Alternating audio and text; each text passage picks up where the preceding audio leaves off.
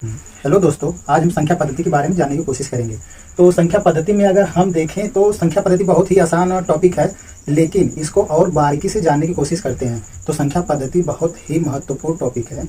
अगर उसमें हम पढ़ेंगे तो सबसे पहले हम पढ़ेंगे वास्तविक संख्या, और फिर इसके बाद पूर्णांक, पूर्ण संख्या, प्राकृतिक संख्या, सम संख्या, विषम संख्या, भाज्य संख्या, भाज्य संख्या, सहभाज्य संख्या, परिमेय संख्या, परिमेय संख्या। बहुत ही महत्वपूर्ण टॉपिक है। इसके बारे में आज जानने की कोशिश करेंगे और कुछ नया सीखने की कोशिश करेंगे इसमें हम लोग। तो इसमें हम लोग दशमलव के बारे में जानने की कोशिश करेंगे, दशमलव, स्थान दशमलव और अशांत दशमलव। हाँ, तो सबसे पहले हम लोग वास्तविक संख्या को भी हम लोग लास्ट में पढ़ेंगे। सबसे पहले हम लोग पढ़ने की कोशिश करते हैं पूर्णांक को।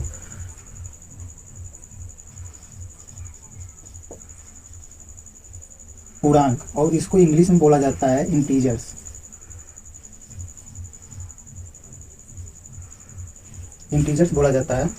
तो पूर्णांक को जानने की कोशिश करते हैं। पूर्णांक में से बहुत सारी चीज़ें हमको सीखने को मिलेगी। पूर्णांक को जब हम पढ़ेंगे तो पूर्णांक में से ही बहुत सारी चीज़ें सीखने को हमको मिलेगा। तो पूर्णांक में सबसे पहले हम नंबर लाइन बनाते हैं, नंबर लाइन, संख्या रेखा। तो इसको जाने।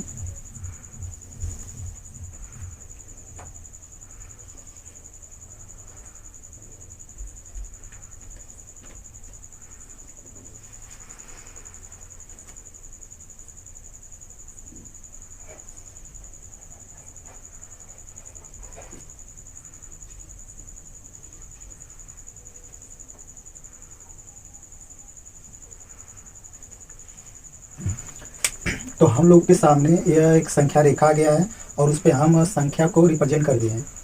तो संख्या रेखा में ये चीज़ देखा जाएगा, तो यहाँ जो बीच में है इसको ये जीरो है, और जीरो के अगर हम दाहिने साइड में चलेंगे तो 1 2 3 4 5 और कहाँ तक गया है, अनंत तक गया है। और हम जीरो के अगर हम बाएं साइड चलेंगे तो बाएं साइड में -1 -2 -3 -4 -5 डॉट डॉट कहाँ तक है, माइनस अनंत तक है। तो अब हम देखेंगे, अब ये चीज़ है जो संख्या रेखा पे ये जो संख्याएं दिखाया गया है ये सब पूर्णांक है, पूर्णांक है। तो ये चीज़ देखेंगे। अब जो जीरो है, जीरो के अगर हम दाहिने साइड में चलेंगे तो जीरो के अगर दाहिने साइड में हम चलेंगे तो इसको हम बोलेंगे धनात्मक, धनात्मक पूर्णांक। अगर हम जीरो के बाएं साइड में चलेंगे तो इसको बोलेंगे ऋणात्मक पूर्णांक।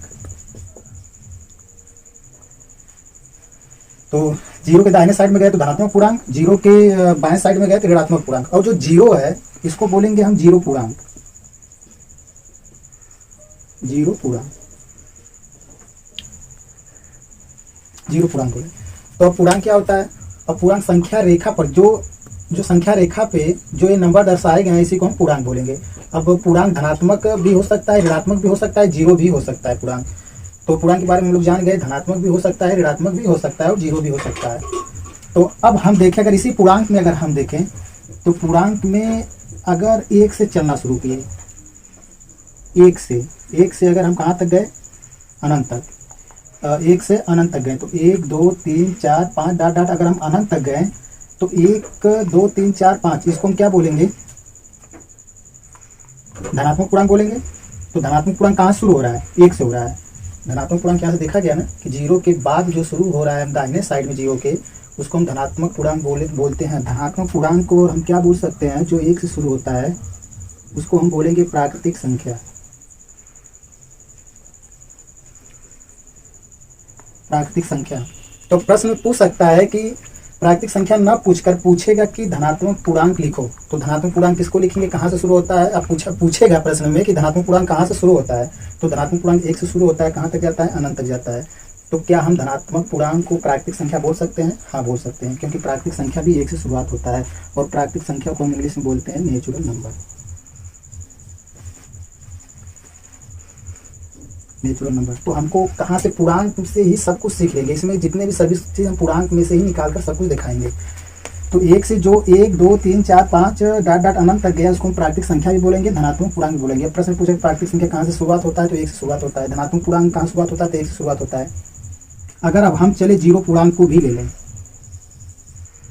अगर इसमें प्राकृतिक संख्या में जीरो यानी कि धनात्मक पूर्णांक में अगर जीरो पूर्णांक जोड़ दिया जाए, धनात्मक पूर्णांक और जीरो पूर्णांक जोड़ दिया जाए तो इस पूरे संख्या के यानी कि 5 से 0 जरा 0 1 2 3 4 5 डॉट डॉट डॉट अनंत तक, तो इसको बोलेंगे पूर्ण संख्या।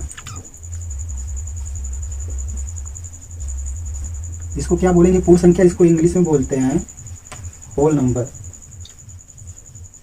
Whole number. तो अब हमको यहाँ से क्या पता चला कि प्राकृतिक संख्या के आगे अगर 0 लिख दे तो किसमें बदल जाएगा? पूर्ण संख्या में। और धनात्मक पूर्णांक के साथ अगर 0 पूर्णांक लगा दिया जाए तो उसको क्या बोला जाएगा? Whole number. धनात्मक पूर्णांक के साथ अगर 0 पूर्णांक लगा दिया जाए तो क्या बोला जाएगा? Whole number. बहुत आसानी से समझ में आ रहा है। तो अब क्या हो गया है? धनात्मक पूर्णांक 1 2 3 4 5 से शुरू हुआ, अनंत तक गया। प्राकृतिक संख्या, धनात्मक पूर्णांक को प्राकृतिक संख्या बोलेंगे और प्राकृतिक संख्या के आगे अगर 0 लिख दे तो वो पूर्ण संख्या में बदल जाएगा। यानी कि धनात्मक पूर्णांक और 0 पूर्णांक दोनों मिल जाए तो किसमें बदल जाएगा? पूर्ण संख्या में। धनात्मक पूर्णांक और 0 पूर्णांक दोनों किसमें बदल जाएगा? पूर्ण संख्या में, होल नंबर में। अब एक चीज और बात करें। अब बात करते हैं सम संख्या के बारे में कि यहाँ पे देखो सम संख्या है। तो हम बात करेंगे सम संख्या की।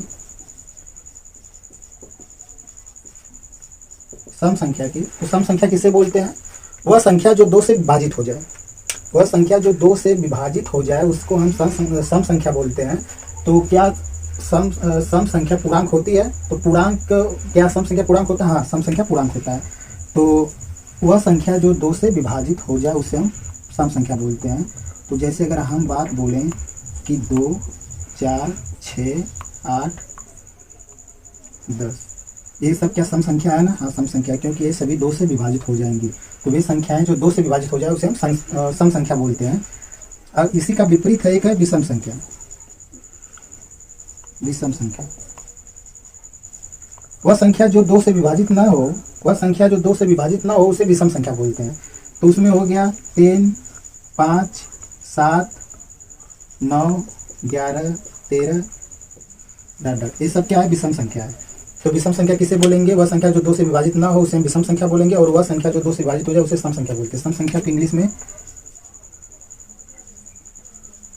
इवन नंबर बोलेंगे और विषम संख्या को ओड नंबर बोलेंगे। सम संख्या और विषम संख्या के बारे में हम लोग जान गए। अब जानेंगे भाज्य संख्या, कंपोजिट नंबर। भाज्य संख्या क्या होती है कि वे संख्याएं जिनके गुणनखंड, या वे संख्याएं जो 2 से अधिक संख्याओं से कट जाए, वे संख्याएं जो 2 से अधिक संख्याओं से कट जाए उन्हें हम भाज्य संख्या बोलेंगे। जैसे अब एग्जाम्पल में हम ले रहे हैं कि अगर हम लिख दें यहाँ पे 4, अब इसको बोलेंगे जो 4 है किस किस संख्याओं से कटेगा? हम देखेंगे कि 1 से कटेगा और 4 से कटेगा। 1 और 4 से कटेगा। इसके अलावा किस संख्या से कटेगा? 2 से भी कटेगा। तो वे संख्याएं जो एक और स्वयं का मतलब वो खुद वह संख्या है, वे संख्या जो एक और स्वयं की संख्या के साथ साथ किसी और संख्या से भी कटे उसको हम भाज्य संख्या बोलेंगे। जैसे 4 हो गया। और अगर हम 6 लिखें तो 6 1 से कटेगा और स्वयं से कटेगा। इसके साथ साथ क्या 6 और किसी संख्या से कटेगा? हाँ, कटेगा 3 से। अब किसी और संख्या से कट गया, जैसे इसको किस संख्या में आ गया? भाज्य संख्या में आ गया। तो भाज्य समझ गया। भाज्य किसे बोला गया? वे संख्याएं जो एक और स्वयं के साथ साथ किसी और संख्या से भी कटे उसे भाज्य संख्या बोलेंगे। तो अब देखते हैं अभाज्य संख्या किसे बोलेंगे? अभाज्य संख्या, इसको इंग्लिश में बोलते हैं प्राइम नंबर। अभाज्य संख्या को इंग्लिश में बोलेंगे प्राइम नंबर। अभाज्य संख्या को बोलेंगे प्राइम नंबर। तो अभाज्य संख्या किसे कहते हैं? क्या बोलेंगे कि वे संख्याएं जो एक और स्वयं से कटे और किसी संख्या से भी ना कटे उसी को हम अभाज्य संख्या बोलेंगे। जैसे बात करें एग्जाम्पल के तौर पे, अगर चलो ठीक ले लेते हैं 5। अगर 5 को लेंगे तो किस संख्या से 5 कटेगा? अगर हम देखेंगे तो किस संख्या से कटेगा? सिर्फ 1 से कटेगा और स्वयं में खुद 5 है तो 1 से कट रहा है, 5 से कट रहा है। क्या किसी और संख्या से कट रहा है?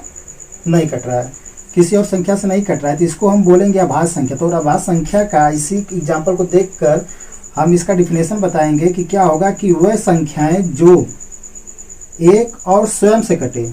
एक बार क्यों आ रहा है? इसमें भी आया, एक इसमें भी आया, क्योंकि प्रत्येक संख्या 1 से कटेगी। जितनी भी संख्याएं 1 से कटेगा कोई भी। तो दूसरा एग्जांपल लेते हैं हम। 3 3 किससे कटेगा? 1 से तो कटेगा ही, स्वयं से कटेगा, और किसी से कटेगा? नहीं कटेगा। 7 लें तो 7 1 से कटेगा और खुद से कटेगा, और किसी संख्या से कटेगा नहीं। तो अब इसमें क्या देखा गया? इसमें देखा गया कि अभाज्य संख्या में कोई भी अभाज्य संख्या 1 से कट रहा है, स्वयं से कट रहा है, 5 से स्वयं कट रहा है। अब 3 को अगर देखा जाए, इसमें 3 को देखा जाए तो 1 से कट रहा है, स्वयं 3 से कट रहा है। और अगर 7 को देखा जाए तो 1 से कट रहा है, 7 से स्वयं कट रहा है। तो इस प्रकार से डिफिनेशन में अब हम क्या, खुद से, अब इतनी एग्जाम्पल देने के बाद अब खुद से हमको खुद से बोल देना है इसका डिफिनेशन कि अभाज्य संख्याएं वे संख्याएं होती है जो 1 और स्वयं से कटे, उन्हें अभाज्य संख्या बोलते हैं। तो एग्जाम्पल के तौर पे अगर देखा जाए कि एग्जाम्पल यहाँ से कहाँ से लिखना शुरू करेंगे, तो एग्जाम्पल इसका अगर देखेंगे तो अभाज्य संख्या कौन कौन सी संख्याएं होती हैं, तो देखेंगे 2 3 5 7 11 13 डॉट डॉट डॉट। तो यहाँ पे हो गया 2 3 5 7 11 13 2 3 5 7 11 13 डॉट डॉट डॉट, और भी बहुत सारी अभाज्य संख्या आगे आती रहेंगी। अब इसमें प्रश्न पूछेगा कि सबसे छोटी अभाज्य संख्या कौन सी है। प्रश्न पूछेगा सबसे छोटी अभाज्य संख्या कौन सी है, तो सबसे छोटी अभाज्य संख्या इसमें कौन सी दिख रही है? 2 दिख रहा है। तो 2 को अगर देखेंगे कि 2 किससे किससे कट रहा है, तो 1 से कटेगा, स्वयं संख्या से कटेगा, किसी और संख्या से कट रहा है? नहीं कट रहा है। तो ये देखेंगे कि सबसे छोटी अभाज्य संख्या कौन है? 2 है। अब अगर हम भाज्य संख्या की यहाँ पे बात करें, इसका एग्जाम्पल अगर हम देखें तो इसमें एग्जाम्पल देखो, एग्जाम्पल हम देखें कहाँ शुरू करेंगे? 4 6 8 9 10 12 डॉट डॉट डॉट डॉट। तो भाज्य संख्या कहाँ से शुरू हो रहा है? 4 से शुरू हो रहा है। क्यों? क्योंकि 1 तो नहीं होगा, और अगर बात करें 2 की तो 2 भी नहीं होगा, क्योंकि 2 जो है सिर्फ 1 और स्वयं संख्या से कट रहा है। और बात करें 3 से, तो 3 भी क्या है? एक प्राइम नंबर है, 3 भी प्राइम नंबर है। अगर बात करें 4 की, तो 4 है जो 4 यहाँ देखा गया, 4 1 और स्वयं के साथ साथ किसी और संख्या से भी कट रहा है, तो इसलिए इसको बोलेंगे हम भाज्य संख्या। तो सबसे छोटी भाज्य संख्या कौन सी है? 4 है। सबसे छोटी भाज्य संख्या 4 है। तो देख लिए भाज्य संख्या और अभाज्य संख्या। तो भाज्य संख्या में क्या कॉमन दिख रहा है? वही कॉमन दिख रहा है। यहाँ पे देखो कॉमन क्या दिख रहा है कि सभी संख्या 1 से कट रही है, और सभी संख्या स्वयं से भी कटेगी, स्वयं से भी कटेगी। लेकिन इसके साथ साथ देख रहे हैं, यहाँ पे देख रहे हैं कि 1 और स्वयं के साथ साथ किसी और संख्या से भी कट रही है, तो उसे हम भाज्य बोल रहे हैं। अभाज्य में क्या देख रहे हैं कि यहाँ पे देख रहे हैं कि कोई भी संख्या 1 और स्वयं से ही कट रही है, 1 और स्वयं से ही कट रही है, 1 और स्वयं से ही कट रही है, इसीलिए इसे अभाज्य संख्या बोला गया। तो अभी भाज्य और अभाज्य संख्या के बारे में जाने, और अब जानेंगे परिमेय संख्या। तो परिमेय संख्या के बारे में जानेंगे, इसके पहले थोड़ी सी इसके बीच में छूट गया सहभाज्य संख्या, इसको देखेंगे। सहभाज्य संख्या,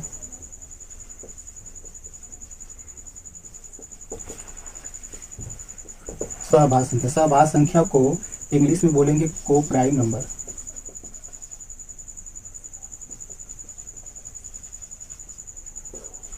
सह का मतलब साथ साथ, अभाज्य संख्या। अब इसमें बोलेंगे कोई भी 2 संख्याएं लें, कोई भी संख्या लो, कोई भी संख्या 8 लिए और 5 ले लिए, चलो ठीक इसी संख्या को ले लिए, 8 और 5 ले लिए, 3 और 5 को ले रहे हैं। इसका एग्जाम्पल बाद में भी समझेंगे, इसका मतलब क्या हो। 2 संख्या ले रहे हैं, 7 और 11 को ले लिए, और 4 और ले लिए 13 को ले लिए। सब अलग अलग है, ये अलग है, ये अलग है, ये अलग है, ये अलग है। तो हम इसको बोल रहे हैं कि ये सहअभाज्य संख्याएं हैं, इसको बोल रहे हैं कि हम सहअभाज्य संख्याएं हैं। लेकिन कैसे सहअभाज्य संख्याएं हैं?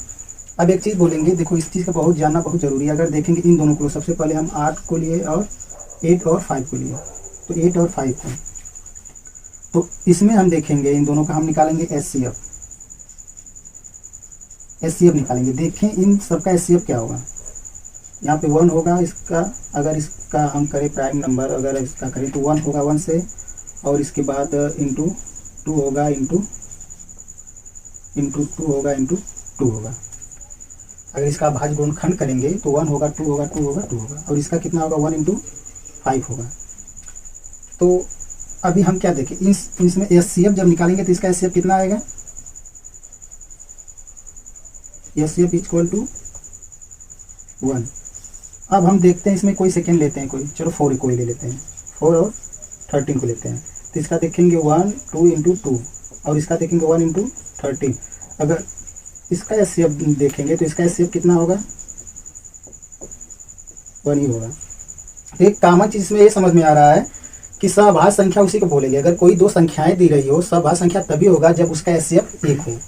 उन दोनों संख्याओं को हम देखेंगे और उसका एचसीएफ निकालेंगे। यदि एचसीएफ 1 आ गया तो उसको बोल देंगे कि हम वो दोनों संख्याएं सहभाज्य संख्या है।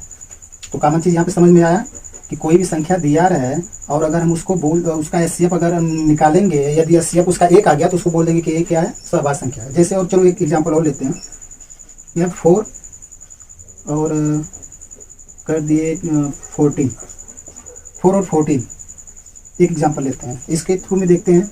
और अभी इसका बोल दिए कि आप ये बताओ कि एचसीएफ ये सहभाज्य संख्या है कि नहीं है, तो यहाँ पे आएगा नहीं, सहभाज्य संख्या नहीं है। तो अब देखते हैं क्यों नहीं आएगा, बताओ क्यों नहीं है, क्यों नहीं है। इसका अगर हम 4 का अगर भाज्य गुणनखंड करें तो एक यहाँ पे हो जाएगा 1 इंटू 2 इंटू 2, और 12 का करेंगे तो 1 इंटू 2 इंटू 2 इंटू 3। तो इसका भाज्य गुणनखंड कितना हुआ, 4 का 1 इंटू 2 इंटू 2 और 12 का कितना हुआ 1 इंटू 2 इंटू 2 इंटू 3। तो इसका हो गया। अगर इसका इसमें से हम एचसीएफ निकालेंगे तो एचसीएफ निकालेंगे तो जो दोनों में कॉमन है, यहाँ पे क्या दिख रहा है कॉमन दोनों में एक बार ये 2 दिख रहा है, एक बार ये 2 दिख रहा है, तो 2 इंटू 2 इक्वल टू 4। क्या एचसीएफ इसका 1 आया, नहीं, इसका एचसीएफ 4 आया है।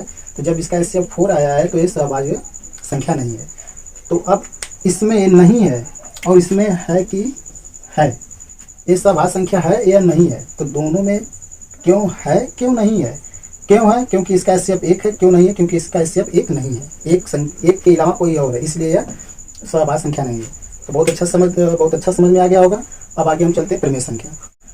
सहभाज्य संख्या हो गया, अब देखेंगे परिमेय संख्या। तो परिमेय संख्या हमेशा से जब से परिमेय संख्या क्लास में आया, क्लास 6 से, तब से पढ़ते हैं कि परिमेय संख्या किसे बोलते हैं। प्रश्न पूछता है परिमेय संख्या उसे बोलते हैं जिसको p/q के रूप में लिखते हैं और फिर इसके बगल में लिखा रहता है q is not equal to 0, यही रहता है। इसी को समझेंगे, लेकिन थोड़ी से और दूसरे तरीके समझेंगे और आसान शब्द समझेंगे। तो परिमेय संख्या किसे बोला जाता है, वही डिफिनीशन जिसको हम p/q के रूप में लिखते हैं। लेकिन वहाँ पे एक चीज़ और हम जानने की कोशिश करेंगे कि परिमेय संख्या उसे कहते हैं जिसको हम अंश और हर के रूप में लिखते हैं, अंश और हर के रूप में लिख सकते हैं, जिसको अंश और हर के रूप में लिख सकते हैं उसे को हम परिमेय संख्या बोलेंगे। तो अंश को उसमें क्या बोल दिया गया, p, हर को q। तो अब ये p/q के रूप में है और अंश और हर के रूप में है, तो अंश को p बोला गया, हर को q बोला गया। तो परिमेय संख्या क्या हो गया, जिसको हम अंश और हर के रूप में लिखते हैं उसे हम परिमेय संख्या बोलते हैं। लेकिन q is not equal to 0, क्यों, ये प्रश्न उठता है क्यों, क्योंकि कभी भी किसी भी संख्या में हम 0 से भाग देंगे, अगर हम 5 यहाँ पे लिख दिए और अपान 0 लिख दिए तो क्या है, संभव है, असंभव है। इसको लिखेंगे अपरिभाषित है। तो इसलिए q का वैल्यू जो हर है, हर का वैल्यू यानी कि जो हर है, हर का वैल्यू 0 नहीं होना चाहिए, कभी भी 0 नहीं होना चाहिए, तभी उसको हम परिमेय संख्या बोलेंगे, जिसको हर और अंश और हर के रूप में लिखेंगे। और एक चीज़ है कि अगर हम इन सभी चीज़ों में देखें 1/2, 3/4, 6/8, तीन चीज़ को देखते हैं। इन्हीं सब तीनों चीज़ में कुछ नया चीज़ सीखेंगे। इसके पहले ऊपर एक देखते हैं, अगर यहाँ पे एक और लिख देते हैं -3/7, ये कर दिए तो हम देखेंगे क्या ये परिमेय संख्या है, 1/2 क्या एक परिमेय संख्या है, तो है, क्योंकि ये अंश और हर के रूप में है। क्या ये भी परिमेय संख्या है, ये भी किस में, अंश और हर के रूप में। क्या ये भी परिमेय संख्या है, क्या ये भी एक परिमेय संख्या है, तो ये भी है क्योंकि ये अंश और हर के रूप में। लेकिन ये चीज़ जानना है, जब हम पीछे बता रहे थे परिमेय संख्या में एक शर्त और है, परिमेय संख्या में एक शर्त और है कि वो परिमेय संख्या अंश और हर के रूप में, तो हम लिख दिए इसको कि अंश और हर के रूप में इसको परिमेय संख्या बोल दिया गया। लेकिन एक शर्त और है कि वे जो संख्याएं हैं दोनों, अगर इन दोनों संख्याओं को अलग अलग लिखें 1 और 2, और इसको लिख दिया अगर हम 3 और 4 और इसको लिख दिए -3 और 7। इसको अलग अलग लिख दिए। और इसका अगर हम सअभाज्य संख्या निकालेंगे तो सअभाज्य संख्या निकालेंगे तो सअभाज्य संख्या, क्या ये सअभाज्य संख्याएं हैं? अगर देखेंगे क्या ये सअभाज्य संख्याएं हैं तो देखेंगे कि इसका एचसीएफ कितना 1 होगा, इसका भी एचसीएफ 1 होगा, इसका भी एचसीएफ 1 होगा, सबका एचसीएफ 1 होगा, इसका भी 1 होगा, इसका भी 1 होगा, इसका भी 1 होगा। लेकिन क्या 6 और 8 का एचसीएफ 1 होगा? नहीं होगा, क्योंकि इसका एचसीएफ कितना होगा? 2 होगा। तो जितनी भी परिमेय संख्याएं हैं अगर सबको अगर हम देखें ध्यान से, अपने बुक में देखिए, जहाँ भी परिमेय संख्या दिया हो अगर उसको देखेंगे और सभी जो अंश और हर के रूप में अगर इस रूप में लिखें कहीं पर और इस रूप में अगर कहीं पर देखेंगे और उसका एचसीएफ निकाले तो सबका एचसीएफ 1 मिलेगा। लेकिन यहाँ पे जो लिखे हैं इसका एचसीएफ 2 हुआ। लेकिन क्या ये परिमेय संख्या के रूप में है? ये परिमेय संख्या के रूप में नहीं है। इसको हम जब इसका सरल रूप करेंगे, इसको अगर सरल रूप करेंगे 6/8 को अगर काटेंगे, इसको काटेंगे 2 से तो 3 आएगा, इसको काटेंगे तो 4 आएगा। यही 3/4 जो है ये परिमेय संख्या है। इसको हम परिमेय संख्या बोलेंगे। परिमेय संख्या को इंग्लिश में रेशनल नंबर बोलते हैं। तो ये हो गया। अब दूसरी चीज़ क्या देखेंगे इसमें हम चीज़, ये चीज़ तो पता चल गया कि एचसीएफ तभी एचसीएफ का एक शर्त और पता चला, एक नया शर्त ये पता चला कि उसका एचसीएफ यानी सहभाज्य जो संख्याएं दी अंश और हर के रूप में जो संख्याएं जो है जो दिया गया जो संख्या है उसका एचसीएफ 1 हो और वो सहभाज्य के रूप में होना चाहिए। सहभाज्य के रूप में अगर है तो उसका एचसीएफ 1 होगा ही। तो अंश और अगर हम यहाँ पे लिख दें 13/5 लिख दे तो इसको क्या अंश और हर के रूप में लिखते हैं और इसको बराबर क्या लिख सकते हैं 13/5 तो इसको यानी 13/5 भी लिख सकते हैं। तो इसके रूप में इसको हम इस रूप में भी लिख सकते हैं। तो परिमेय संख्या हो गया। परिमेय संख्या को क्या क्या समझे कि इसको अंश और हर के रूप में लिखते हैं और ये जो Q is not equal to 0 यानी हर कभी भी 0 नहीं होना चाहिए। अगर 0 है तो अपरिभाषित असंभव है। और इसको क्या लिखते हैं 13/5 को क्या लिख सकते हैं 13/5 लिख सकते हैं। और इसके बारे में अगर जानने की कोशिश और करें, अगर देखेंगे पूर्णांक संख्याएं जो है पूर्णांक संख्याएं, अगर एक बार नंबर लाइन और हम लिखें जो पूर्णांक संख्याएं जो है अगर इसको हम नंबर लाइन पे लिखें यहाँ पे 0 हो गया और बताए थे कि अगर हम 0 के दाहिने साइड में चलेंगे वो तो धनात्मक होता है। धनात्मक पूर्णांक 1 2 3 4 5 अनंत तक है। और इधर चलेंगे तो इधर क्या आता है ऋणात्मक पूर्णांक।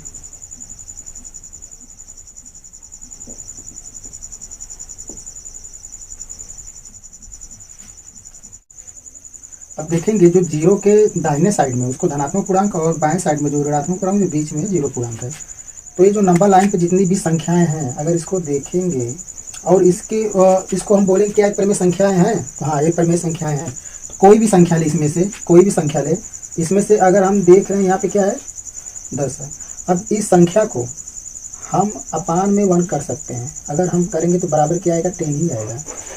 तो हम किसी भी संख्या में हम भाग दें या गुणा करें या जोड़ करें या घटाना करें, अगर बाहर से कोई भी चीज़ करें, अगर उसको सॉल्व करने के बाद अगर वही संख्या है नहीं तो हम 10 में 1 से अगर भाग दे रहे हैं तो कितना आ रहा है 10 ही आ रहा है। तो ऐसे कोई भी संख्या लें, कोई भी संख्या ऐसे अगर अकेले रहे तो उसको हम परिमेय संख्या बोल सकते हैं। जैसे अगर 1 है तो 1/1 कर सकते हैं, 2/1 कर सकते हैं, 3/1 कर सकते हैं, 4/1 कर सकते हैं, 5/1 कर सकते हैं। तो सभी क्या देख रहे हैं अंश और हर के रूप में हो गया, सब अंश और हर के रूप में हो गया। और 0/1 कर सकते हैं, इसके भी अपान 1, इसके भी अपान 1, इसके भी अपान 1, सबके अपान 1 कर सकते हैं। तो अगर देखेंगे जो परिमेय संख्या है ऋणात्मक पूर्णांक जो है वो भी परिमेय संख्या होते हैं, धनात्मक पूर्णांक भी परिमेय संख्या होते हैं और 0 भी परिमेय संख्या होता है। तो प्रश्न में पूछता है कि क्या 0 परिमेय संख्या है। तो यहाँ से देखने पे क्या पता चल रहा है कि 0 भी पूर्णांक के अंदर भी आता है। तो इसको हम परिमेय संख्या बोल सकते हैं। हाँ 0 को भी परिमेय संख्या बोल सकते हैं। तो ऋणात्मक जो पूर्णांक उसको भी परिमेय संख्या बोल सकते हैं और धनात्मक पूर्णांक को भी परिमेय संख्या बोल सकते हैं, नहीं बोलेंगे ही, बोलते हैं। 0 भी एक परिमेय संख्या है। तो इसका हो गया जितने भी पूर्णांक है सबको हम बोलेंगे परिमेय संख्या। और जितने भी पूर्ण संख्या हैं, अब पूर्ण संख्या कहाँ से स्टार्ट होता है 0 से स्टार्ट होता है। अगर इस सबको हम एक यहाँ से हटा दें, एक सब में से हटा दें तो ये जो है इसको क्या बोलेंगे पूरा, ये पूर्ण संख्या है, पूर्ण संख्या। तो पूर्ण संख्या को परिमेय संख्या बोल सकते हैं। हाँ बोल सकते हैं क्योंकि सबके अपान हम 1 कर सकते हैं। इसको अंश और हर के रूप में लिख सकते हैं। अगर यही बात बोलें कि अगर 1 से स्टार्ट हो रहा है, जो धनात्मक पूर्णांक 1 से स्टार्ट हो रहा है उसको हम नेचुरल नंबर प्राकृतिक संख्या भी बोलते हैं, तो क्या ये भी परिमेय संख्या है? हाँ, हो सकता है, क्योंकि इसको भी हम अंश और हर के रूप में लिख सकते हैं। इतना हो गया। क्यों बोल दिया कि पूर्ण संख्या भी परिमेय संख्या होता है, प्राकृतिक संख्या भी परिमेय संख्या होता है, और पूर्णांक भी, जो इंटीजर शब्द हैं वो भी परिमेय संख्या होते हैं। तो बात करें क्या सम संख्या, जो सम संख्या है, जो सम संख्याएं हैं, सम संख्याएं की बात करें तो सम संख्या में कौन कौन से आते हैं? सम संख्या कहाँ से शुरुआत होता है? 2, 4, 6, 8, 10, 12, 14 डॉट डॉट डॉट डॉट। अगर बात करें सम संख्याएं जो है परिमेय संख्या है, क्योंकि इसको भी हम किस में रूप, अंश और हर के रूप में लिख सकते हैं, अंश और हर के रूप में लिख सकते हैं, इसलिए भी क्या है? परिमेय संख्या है। और अगर बात करें कि क्या विषम संख्या, विषम संख्या भी परिमेय संख्या है, तो विषम संख्या को देखते हैं। अगर विषम संख्या देखते हैं, विषम संख्या कहाँ से स्टार्ट होता है? 3, 5, 7, 11, 13, 17 डॉट डॉट। तो क्या विषम संख्या अब देखने पे क्या दिख रहा है? क्या इसको हम अपान 1 कर सकते हैं कि नहीं कर सकते हैं?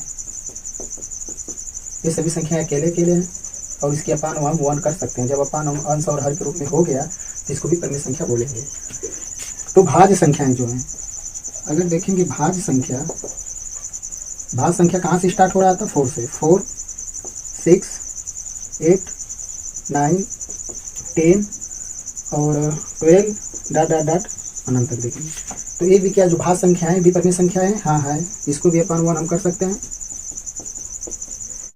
तो भाज्य संख्याएं भी क्या है? परिमेय संख्याएं, तो इसको भी अपन 1 कर दिया। अभाज्य संख्या, अगर अभाज्य संख्या की बात करें तो अभाज्य संख्या कहाँ से स्टार्ट हो रहा था? 2, 3, 5, 7, 8 नहीं है, 9 नहीं है, 10 नहीं है, 11, 13, 17 डॉट डॉट अनंत तक जाए।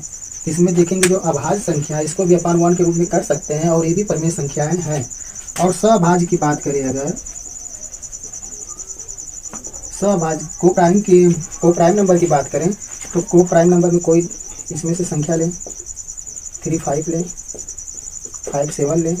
अगर ये संख्याएं हैं तो क्या ये आपस में सभी परिमेय संख्या नहीं, इसके अपन 1 कर सकते हैं कि नहीं कर सकते हैं? कर सकते हैं। तो ये भी क्या है? परिमेय संख्याएं। तो हम देखें कि परिमेय संख्याएं जो होते हैं जिसको अंश और हर के रूप में लिखते हैं, और हर जो होता है 0 नहीं होना चाहिए, और हम इसको हम भाग के रूप में भी लिखते हैं। तो प्रत्येक पूर्णांक जो इंटीजर्स हैं वो भी परिमेय संख्याएं, होल नंबर भी परिमेय संख्याएं हैं, नेचुरल नंबर भी परिमेय संख्याएं हैं, और देखेंगे इवन नंबर सम संख्या भी परिमेय संख्या है, ओड नंबर भी परिमेय संख्या है, भाज्य भी परिमेय संख्या, भाज्य भी और सभाज्य भी परिमेय संख्याएं हैं। अब बात करते हैं कि अपरिमेय संख्या कौन कौन से होते हैं। इरेशनल नंबर, तो उसको बोलते हैं, अब इसका डिफिनेशन हम लोग क्या अभी तक पढ़े हैं कि जिसको हम पी अपान क्यू के रूप में नहीं लिख सकते हैं, जिसको हम पी अपान क्यू के रूप में नहीं लिख सकते हैं वो सभी अपरिमेय संख्याएं होती हैं, जिसको हम पी अपान क्यू के रूप में नहीं लिख सकते हैं। प्रत्येक अभाज्य संख्याएं, अभाज्य संख्याएं, प्रत्येक अभाज्य संख्याएं, अभाज्य संख्या को लिखे 2, 3, 5, 7, 11, ये भाज्य संख्याएं हैं। अगर इसको हम अंडर रूट में कर दें, सबको अंडर रूट में कर दें तो ये अपरिमेय संख्याएं हो जाएंगी। अगर इन सबको हम अंडर रूट में कर दें तो ये सब क्या हो गई? अपरिमेय संख्या। जो भाज्य संख्या है, जो अभाज्य संख्या है 2, 3, 5, 7, 11, 13, 17, अगर इन सबको हम अंडर रूट में अगर कर दे तो अपरिमेय संख्या हो जाएगा। तो अंडर रूट में हो गया, अपरिमेय संख्या हो गया। और अगर किसी भी संख्या के साथ अगर पाई लगा हुआ हो, तब वो भी संख्या अपरिमेय संख्या होता है, वो भी संख्या अपरिमेय संख्या होता है। जैसे कि आ गया 2 पाई, 3 पाई, 4 पाई। अब ये जितने भी संख्याएं हैं 2 पाई, 3 पाई, 4 पाई सभी अपरिमेय संख्या है। अगर आ जाएगा 3 पाई बाई 6, ये भी क्या है? अपरिमेय संख्या है। तो परिमेय संख्या हो गया और अपरिमेय संख्या हो गया। अभी अपरिमेय संख्याएं जो है, हम अभी ये सभी चीज़ों को तो हम देख रहे हैं, अंडर रूट 2, अंडर रूट 3 और पाई के रूप में। कुछ और परिमेय संख्याएं हैं जैसे अब हम जानेंगे कि कौन सी संख्याएं जिनको पी अपान क्यू के रूप में नहीं लिख सकते हैं। तो यही कि अपरिमेय संख्या को हम पी अपान क्यू के रूप में p अपान q के रूप में नहीं लिख सकते हैं। तो हम उसके बारे में जानने से पहले अब परिमेय संख्या पे और अभी कुछ देर बाद और आएंगे, लेकिन इसके पहले अभी हम पढ़ लें दशमलव के विषय में। डेसिमल, दशमलव को इंग्लिश में बोलेंगे डेसिमल।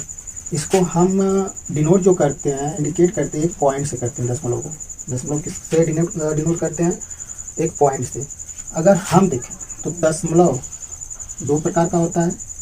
पहला होता है शांत दशमलव और दूसरा होता है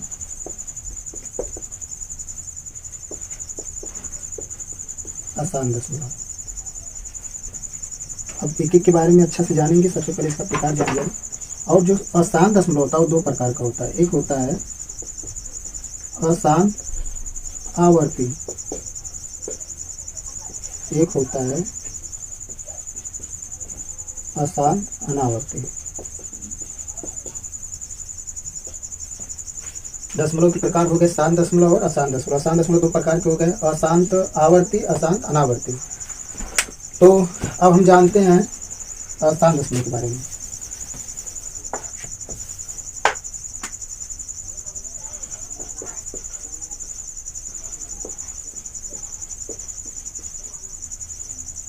शांत दशमलव मतलब अगर किसी संख्या में अगर किसी संख्या से अगर हम भाग दें, किसी संख्या से अगर हम भाग दें, अगर उसका भागफल किसी दशमलव के बाद अगर शांत हो गया, शेषफल कुछ भी नहीं बचा, अगर शांत हो गया तो उसे हम शांत दशमलव बोलेंगे। एग्जाम्पल के तौर पे जैसे हम देखें, अगर हम 25 में डिवाइड करें, 25 में अगर डिवाइड करें हम 2 से अगर डिवाइड करें तो कितनी बार में जाएगा? 2 1 टाइम में गया वहाँ पे, और यहाँ पे कितना बचा? यहाँ पे कट गया 2 से। तो अब हम यहाँ पे किसको उतारेंगे नीचे? 5 को। अब कितनी बार में जाएगा? 2 टाइम में जाएगा। 2 टाइम में जाएगा तो यहाँ 4 आएगा। यहाँ पे कितना हुआ? 1। तो अब जो 1 यहाँ पे बचा है, यहाँ पे हम पॉइंट बढ़ाकर यहाँ पे हम कर देंगे 0। तो यहाँ पे 10 हो गया। अब 2 का हम क्या करेंगे? टेबल में पढ़ेंगे और अब देखेंगे कितने टाइम में गया? 5 टाइम में। 5 टाइम में जाएगा, कितना हो जाएगा यहाँ पे? अब यहाँ पर अगर हम देखेंगे इसका जो भागफल आया है, तो भागफल कितना आया? 12.5 12.5 इसका भागफल आया। तो भागफल देखा गया कि जाके पॉइंट के बाद 5 पर शांत हो गया है। अब इसके आगे कोई भी संख्या नहीं आ रही है। संख्या छोड़ो, यहाँ पे देखें शेषफल यहाँ पे 0 हो गया। शेषफल 0 भी होगा, भागफल भी शांत हो गया। तो इस प्रकार का अगर कहीं पर भी अगर दशमलव दिखे, 12.5 ये भी क्या है? दशमलव संख्या, लेकिन किस प्रकार का दशमलव संख्या? शांत दशमलव है। यहाँ पे शांत हो गया। एक एग्जाम्पल और लेते हैं, कोई एक संख्या और लेते हैं। जैसे ले लिए, यहाँ पे इसको ले लिए और इसमें हम डिवाइड कर दे रहे हैं। यहाँ पे चलो ठीक है, ले ले 3 ले रहे हैं और यहाँ डिवाइड कर दें 5 से।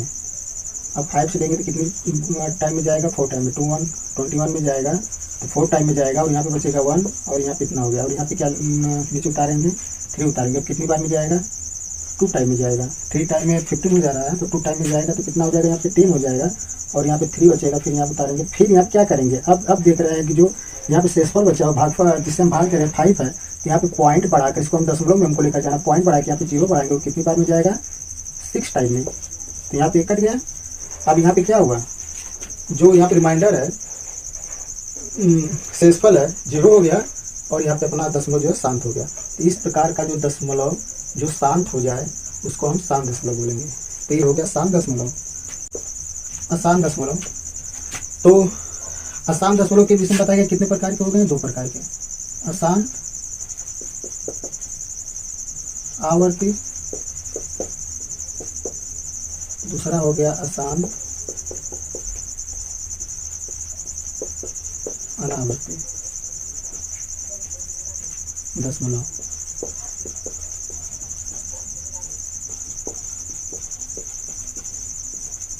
अशांत दशमलव 2 प्रकार के हो गए, अशांत आवर्ती दशमलव, अशांत अनावर्ती दशमलव।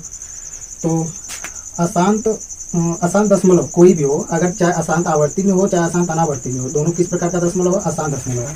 तो एक अशांत आवर्ती का ही मतलब होता है पुनरावृत्ति। किसी भी संख्या, कोई भी संख्या अगर बार बार आ रही है, किसी भी संख्या की पुनरावृत्ति बार बार हो रही है, कोई भी संख्या बार बार आ रही है तो हो गया आवर्ती। अगर दशमलव के बाद अगर कोई भी संख्या में किसी संख्या से अगर हम भाग दिए और वो दशमलव के बाद कोई भी संख्या बार बार आ रही है तो उस प्रकार की संख्या को हम अशांत आवर्ती दशमलव बोलेंगे। जैसे एग्जाम्पल के तौर पे हम 20/3 लिए, यानी कि अब क्या किया है कि 20 में 3 से हमको डिवाइड करना है, तो 3 से डिवाइड अगर हम कर रहे हैं तो कितने टाइम में जाएगा, 6 टाइम में। तो 18 आएगा, बचेगा कितना, 2 बचेगा। अब यहाँ पे एक देखिए कि यहाँ पे 2 है, हमको 3 से डिवाइड करना है, तो हमको दशमलव यानी डेसिमल हमको दशमलव बढ़ाकर यहाँ कितना उतारेंगे, 20। अब क्या करेंगे, फिर कितना आया, फिर 2 आया, फिर यहाँ पे हम 0 बढ़ाएंगे और फिर यहाँ पे देखेंगे तो फिर कितना आया, फिर 2 आएगा। क्योंकि यहाँ पे देख रहे हैं कि जो शेषफल भी समाप्त नहीं हो रहा है वहाँ, और यहाँ भी संख्या केवल जो संख्या ही बार बार है, यहाँ पे बार बार क्या आ रहा है, 6 यही। अब 6 जो आता रहेगा बार बार आता रहेगा। अब यहीं पर रोक कर अब इसका अगर हम आंसर लिखेंगे, उत्तर लिखेंगे, उत्तर जो लिखेंगे 6.6666 और इसके आगे लगा देंगे हम डॉट, क्योंकि ये जो 6 है बार बार आ रहा है। अब इसका क्या हो रहा है, पुनरावृत्ति हो रही है, बार बार आ रहा है। अब जो बार बार आ रहा है उसको हम बोलेंगे अशांत आवर्ती दशमलव बोलेंगे। अब इसको हम एक रूप में और लिख सकते हैं 6.6 बार। ये बार का क्या है, निशान है, और अगर इस बार को ना लिखेंगे तब इस प्रकार से हमको लिखना पड़ेगा 6.6666। और यहाँ पे जब बार हो गया तो इसका मतलब ये हो गया कि ये जो 6 पर जो बार, इसको बार हम पढ़ेंगे, यहाँ पे जो 6 बार आ रहा है। तो एक एग्जाम्पल और लेते हैं, यहाँ पे हम छोटा छोटा एग्जाम्पल लेंगे, बहुत ज़्यादा बड़ा नहीं। अब हम जैसे कह रहे हैं कि 10 ले रहे हैं और 10 में हम 3 से डिवाइड कर रहे हैं, तो कितना हो रहा है, यहाँ पे 3 टाइम में जाएगा, 1 बचेगा। फिर यहाँ पॉइंट बढ़ाएंगे, यहाँ 0 यहाँ पे लिखेंगे, तो फिर लेकर जाएंगे तो 3 टाइम में जाएगा। फिर यहाँ पे करेंगे तो फिर 3 टाइम में जाएगा, तो फिर यहाँ पे 3 बच रहा है। यहाँ पे क्या हो रहा है कि शेषफल लास्ट में हमेशा बच रहा है, 3 बच रहा है, और यहाँ पे क्या आ रहा है, 3 अभी आ रहा है। तो जब इसका हम उत्तर लिखेंगे तो क्या लिखेंगे, 3.333333 डॉट, इसके आगे हम डॉट जरूर लगाएंगे, लेकिन दूसरा रूप क्या लिखेंगे, 3.3 का बार लिखेंगे। यहाँ पे एक चीज हो गया। अब क्या करेंगे, अशांत आवर्ती दशमलव के बारे में हम समझ गए। अब पढ़ेंगे अशांत अनावर्ती दशमलव। तो अशांत अनावर्ती दशमलव, एक चीज इसको तुम ध्यान से समझो, अशांत अनावर्ती दशमलव। तो अशांत अनावर्ती दशमलव में यही है कि कोई भी संख्या अगर हम किसी संख्या से अगर डिवाइड करेंगे, तो पहली बात तो जब इसको हम अंश हर के रूप में लिखेंगे नहीं, तो डिवाइड किससे करेंगे। फिर अगर हम दूसरी बात ये चीज़ बोलें कि इसमें किसी भी संख्या का पुनरावृत्ति नहीं होगा और कभी भी संख्या कटेगी भी नहीं। और अशांत अनावर्ती दशमलव को ही अपरिमेय संख्या बोलते हैं। बोले तो पीछे की अपरिमेय संख्या के बारे में कुछ और जानेंगे। तो अशांत अनावर्ती दशमलव को ही क्या बोलेंगे, अपरिमेय संख्या बोलेंगे। क्यों, क्योंकि इसको हम P/Q के रूप में लिख ही नहीं सकते हैं। अब बोलेंगे कि पूरी जो संख्याएं हैं अशांत अनावर्ती है जो है दशमलव, क्या उसको अंश और हर के रूप में लिख सकते हैं, नहीं लिख सकते हैं। अशांत अनावर्ती दशमलव को अंश और हर के रूप में नहीं लिख सकते हैं। तो जिसको हम अंश और हर के रूप में नहीं लिख सकते हैं, जिसको अपन P/Q के रूप में नहीं लिख सकते, उसको क्या बोलेंगे, अपरिमेय संख्या बोलेंगे। तो अपरिमेय संख्या का अगर हम बोले कि इसका अगर बोले अशांत अनावर्ती दशमलव का एग्जाम्पल दो, तो हम एग्जाम्पल कोई भी लिख सकते हैं, 3.12300261982 अब इसके आगे 0256 डॉट कर दे। क्या हो रहा है कि कोई भी संख्या देखो हमेशा अदल बदल की संख्या आ रही है, ना किसी चीज़ का जब पुनरावृत्ति कोई संख्या का हो रहा है, ना कुछ हो रहा है, कोई भी संख्या हमेशा आ जा रही है। तो क्या अगर इसको बोलेंगे हम इसको भिन्न के रूप में बदलो, तो भिन्न के रूप में बदला जा सकता है, नहीं बदला जा सकता है। P/Q के रूप में इसको लिखा ही नहीं जा सकता है। तो ये अपरिमेय संख्या है। अपरिमेय संख्या का और कोई भी एग्जाम्पल लिख सकते हो, कुछ भी लिखो। अब यहाँ 3 है तो हम पॉइंट से 0 पॉइंट यहाँ पर कुछ भी लिखो, किसी चीज़ की पुनरावृत्ति नहीं होना चाहिए। 2 3 4 6 0 0 1 1 2 3 9 8 डॉट कर दो, डॉट हो गया। तो क्या हुआ, पुनरावृत्ति नहीं किसी संख्या का हो रहा है, तो एक इसमें आएगा अशांत अनावर्ती दशमलव का एग्जाम्पल, इसको हम अपरिमेय संख्या भी बोलेंगे। तो व्यक्ति अशांत अनावर्ती दशमलव को ही अपरिमेय संख्या बोलेंगे, अशांत अनावर्ती दशमलव को ही अपरिमेय संख्या बोलेंगे। तो ये हो गया अपना अशांत अनावर्ती दशमलव। तो अब इसके बारे में एक सारी चीज में जानते पूरा दशमलव के बारे में। अगर यहाँ पे दशमलव हो गया, क्या हो गया, शांत दशमलव हो गया। अशांत में अशांत आवर्ती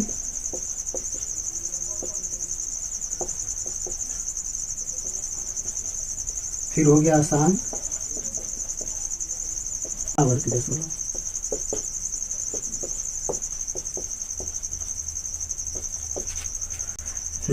शांत दशमलव, दशमलव दो प्रकार को गया, शांत और अशांत।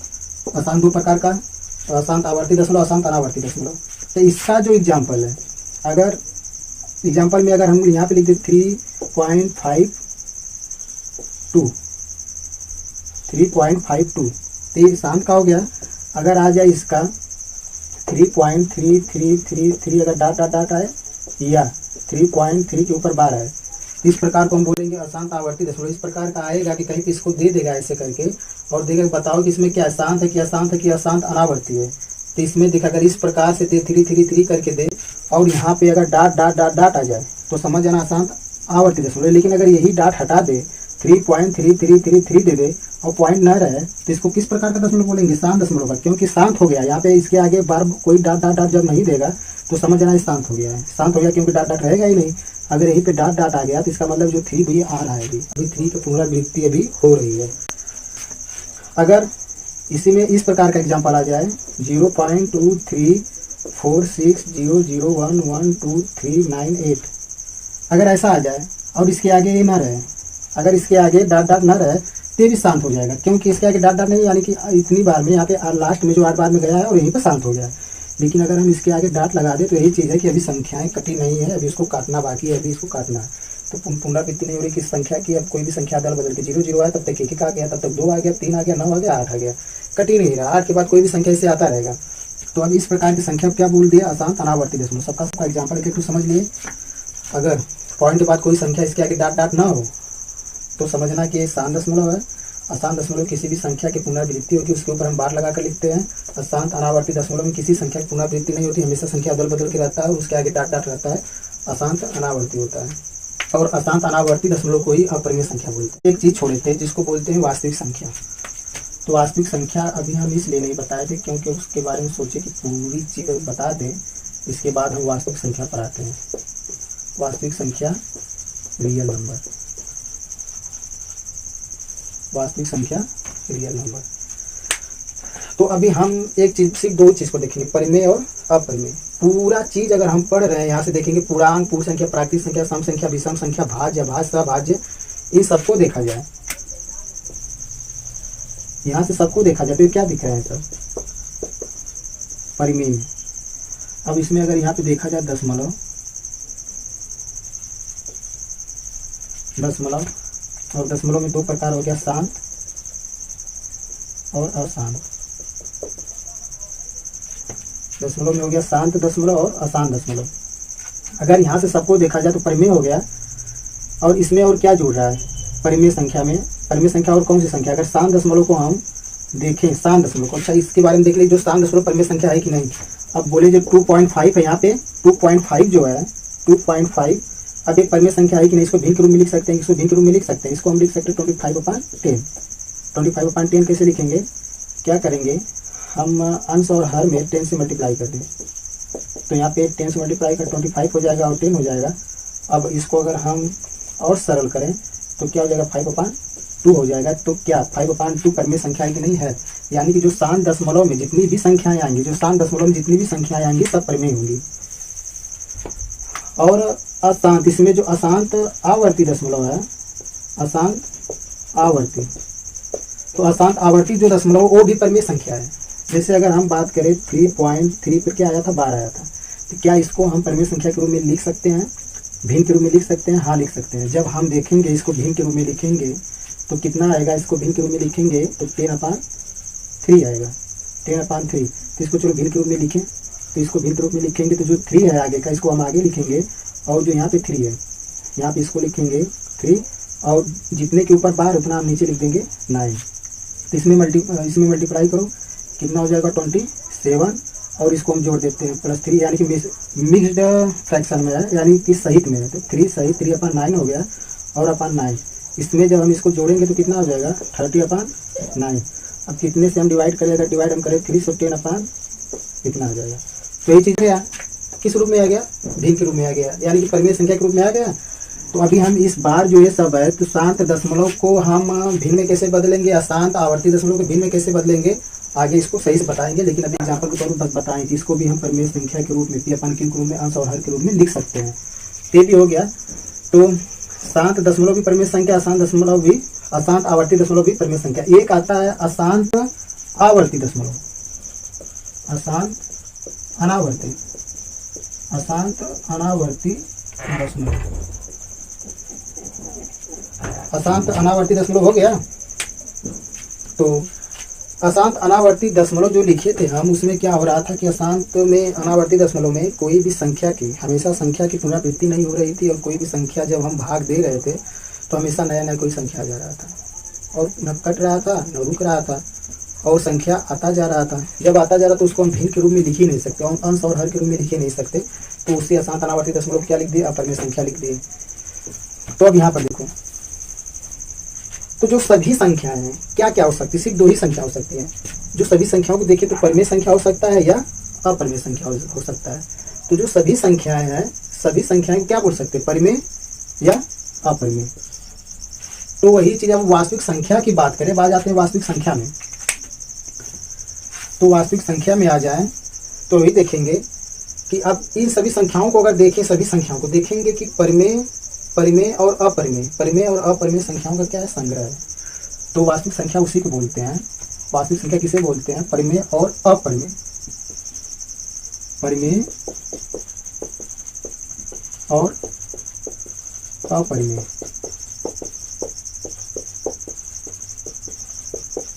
संख्याओं का संग्रह ही वास्तविक संख्या।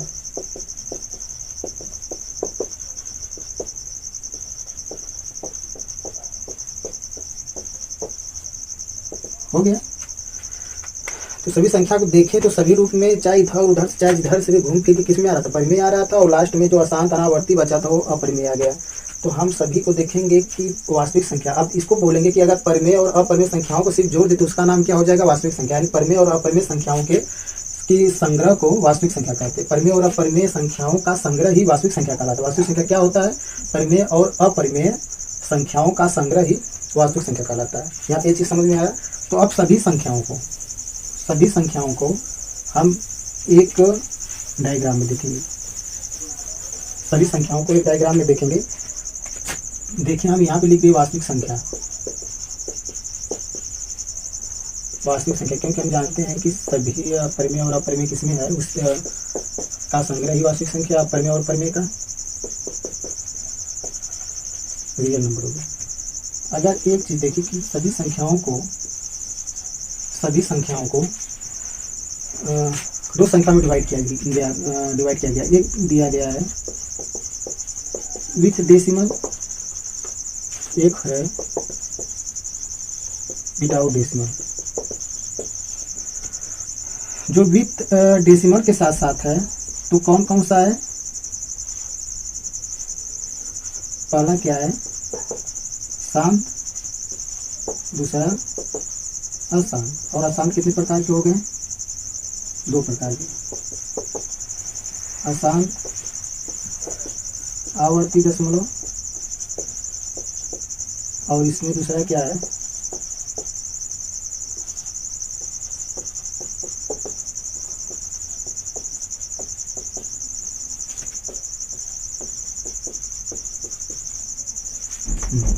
इसमें देखिए विद डेसिमल में जो डेसिमल के साथ जिसमें दशमलव लगा हो, दो प्रकार के होते हैं, शांत दशमलव और अशांत दशमलव। अशांत दशमलव, अशांत आवर्ती दशमलव, अशांत अनावर्ती दशमलव, इसमें सिर्फ इतना ही है। अब विदाउट डेसिमल, जो विदाउट डेसिमल का है, इसमें कौन कौन से आते हैं, आ गए पूर्णांक। और पूर्णांक में ये सब क्या आता है, पूर्णांक में पूर्ण संख्या और प्राकृतिक संख्या, सम संख्या, विषम संख्या। इसमें अभी क्या आ गया, विषम संख्या हो गया, भाज्य हो गया, अभाज्य हो गया, सम और सभाज्य हो गया, तो हो गया वास्तविक संख्या में। देखिए वास्तविक संख्या के दो भागों में बांटा गया, विद डेसिमल और विदाउट डेसिमल। और विद डेसिमल में सभी क्या है, परिमेय संख्या सभी है ना। और इसमें देखेंगे तो अशांत आवर्ती दशमलव, जो शांत दशमलव है और अशांत अनावर्ती दशमलव, ये दोनों क्या है, ये भी क्या है, परिमेय संख्या है, रेशनल नंबर। ये भी रेशनल नंबर है। और एक क्या, सिर्फ यही क्या है, इरेशनल है। और ये सब जितने भी हैं क्या है, ये सब